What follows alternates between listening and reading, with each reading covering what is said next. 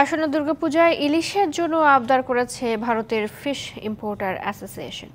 এমন সংবাদের পর মিশ্র প্রতিক্রিয়া দেখা দিয়েছে ক্রেতা বিক্রেতা ও নেটিজেনদের মাঝে।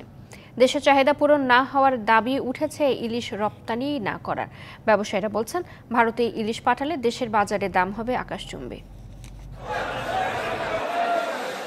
প্রতি বছর দুর্গাপূজার আগে সেপ্টেম্বরের প্রথম সপ্তাহ থেকেই ভারতে ইলিশ পাঠানোর ব্যবস্থা করত সাবেক প্রধানমন্ত্রী শেখ হাসিনা সরকার। তবে দেশের রাজনৈতিক পট পরিবর্তনের পর ইলিশ রপ্তানি বন্ধ করে অন্তর্বর্তীকালীন সরকার।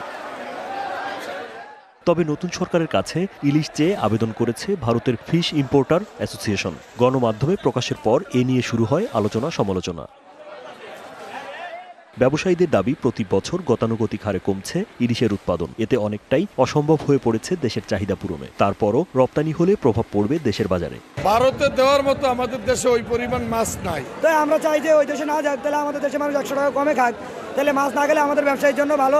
চলতি মৌসুমে সরবরাহ কম হওয়ায় অতিরিক্ত দামে ইলিশ কিনতে হচ্ছে ক্রেতাদের। তাই দাবি উঠেছে রপ্তানি না করে দাম কমিয়ে দেশের চাহিদা পূরণের। মাছ দামের কারণে কিনতে পারতেছি না, ইন্ডিয়াতে গেলে তো দাম ডবল হয়ে যাবে। ওটা আমাদের দেশে রাখি, আমাদের জন্য দাম কিছু সুলভ মূল্য করুক, এটাই আমরা চাই। এমন পরিস্থিতিতে ইলিশ রপ্তানি না করে দেশের চাহিদা পূরণে জোর দিচ্ছেন ব্যবসায়ী নেতারা।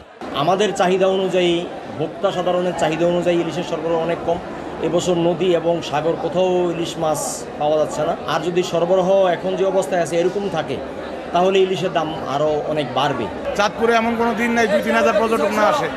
একটা পর্যটককে 5 কেজি 10 কেজি করে মাছ নিলে কত মাছের দরকার? ব্যবসা হিসাবে চাচ্ছি যে আমার দেশের মানুষই খাক, আপাতত ভারতে যাওয়ার দরকার নাই। চাঁদপুরে আকার ভেদে কেজি প্রতি ইলিশ বিক্রি হচ্ছে 1700 থেকে 1800 টাকায়। রপ্তানি হলে তা বেড়ে দাঁড়াবে 2400 থেকে 2500 টাকায়। DBC news desk.